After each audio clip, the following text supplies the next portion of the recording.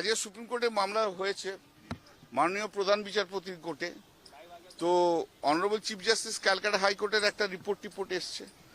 তাতে মোটামুটি যা দেখা যাচ্ছে যে প্রায় 47 লাখসের মতো ডিসপোজ অফ 45 আর 47 লাখস ডিসপোজ অফ হয়ে গেছে।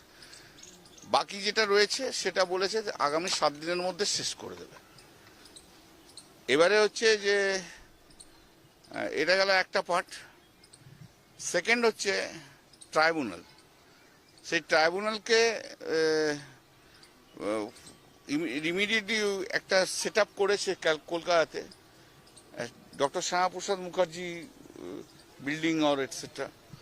তো ওখানে 21 জনের বসার চেম্বার রয়েছে, সেখান থেকেই সব হিয়ারিংগুলো হবে।